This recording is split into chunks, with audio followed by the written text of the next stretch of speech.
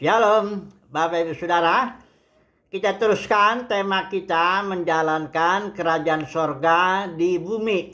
Kali ini tema kita masih dalam kasus Abraham, tapi kita ingin tahu berkat Abraham itu apa? Yang kadang-kadang dikatakan olehmu dan keturunanmu semua kaum di muka bumi akan mendapat berkat. Ya, berkatnya yang apa? Ya, kalau berkat jasmani atau tanah itu, tanah perjanjian itu bukan untuk kita. Itu untuk Israel berkat jasmani itu ya.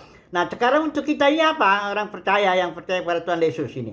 Nah, mari kita melihat di Galatia, itu dikatakan Paulus menjelaskan berkat Abraham itu apa? Galatia 3 ayat 14. Yesus Kristus telah membuat ini supaya di dalam Dia berkat Abraham sampai kepada bangsa-bangsa lain. Inilah berkata Abraham ya. Sehingga oleh iman kita menerima roh yang telah dijanjikan. Roh Kudus itulah berkata Abraham. Kita menerimanya melalui iman. Ya. Jadi ingat ya.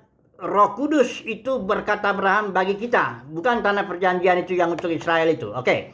Nah sekarang roh kudus, persoalannya roh kudus yang diberikan kepada gereja. Orang-orang percaya melalui iman itu masih berupa panjar atau sebagian. Kalau DP ya, nama yang diterima di Pantai Kosta itu, pencurahan Roh Kudus itu, gereja itu, sampai sekarang ya kita juga menerima Roh Kudus ya. Tapi itu masih sebagian. Coba dulu saya baca Efesus 1 ayat 14 ya. Ya baca ini ya. Dan Roh Kudus itu adalah jaminan ini sila Yunani itu Arabon, artinya DP. Panjar, down payment itu pembayaran di muka. Jadi masih sebagian aja kita menerima Roh Kudus itu ya. Ya nggak tahu berapa persen, pokoknya sedikit lah ya. Dikatakan di sini dan Roh Kudus itu adalah jaminan bagian itu istilah Yunaninya di sini kleronomia itu warisan. Jadi warisan kita sebagai anak Tuhan itu adalah Roh Kudus, tapi Roh Kudus yang sekarang kita terima masih DP, Arabon, masih panjar, masih sebagian ya. Nanti pada kedatangan Tuhan yang kedua kali, biasa disebut begitu, kita akan menerima Roh Kudus sepenuhnya. Ya, kalau Tuhan Yesus itu ketika dia dibaptis, dia menerima Roh Kudus kan, turun bunuh merpati. Itu Roh Kudus itu di Injil Yohanes dia bilang, roh yang tidak terbatas. Jadi Yesus itu melayani sebagai manusia waktu di bumi. Dia melayani dengan kuasa Roh Kudus yang tidak terbatas. Ya. Tapi nanti kita ketika kedatangan yang kedua kali, biasa disebut begitu, kita akan menerima Roh Kudus sama seperti yang diterima Yesus ketika dia melayani di bumi itu. Itu sebabnya Yesus bilang, nanti kamu akan melakukan perbuatan yang lebih besar daripada yang kulakukan. Bukan pekerjaan penebusan ya di kayu salib. Kalau itu sudah selesai ya, sudah selesai. Tapi maksudnya pekerjaan pemulihan segala sesuatu itu. Karena kita akan menerima Roh Kudus tidak terbatas. Seperti yang diterima Yesus ketika dia waktu itu dibaptis itu. Ya. Oke. Persoalannya, ini kan warisan Roh Kudus itu. Itu hanya diberikan kepada anak-anak Tuhan yang sudah mencapai tingkat dewasa. Karena di Galatia ini dibilang kalau anak-anak itu belum dewasa, belum bisa dapat warisan dari bapaknya. Ya, dia masih sebagai hamba aja, walaupun dia sebenarnya anak. Tapi dia belum, karena dia belum dewasa. Itu makanya pada kedatangan Yesus yang bisa disebut kedua kali, hanya anak-anak Tuhan yang sudah matang lebih dulu, buah sulung ya. Itulah yang akan menerima roh yang tidak terbatas. Untuk apa? Untuk membebaskan ciptaan ya, menerima juga tubuh kemuliaan ya, dipermuliakan di situ ya. Oke. Nah sekarang bagaimana caranya kalau begitu menjalankan kerajaan sorga di muka bumi ini ya? Ya sederhana saja, mengikuti pimpinan Roh Kudus. Karena itulah berkat Abraham, karena itulah warisan kita. Jadi kita mengikuti pimpinan Roh Kudus hari lepas hari. Itulah yang dilakukan oleh gereja mula-mula. Gereja mula-mula itu tidak ada aturan-aturan agamawi, ya.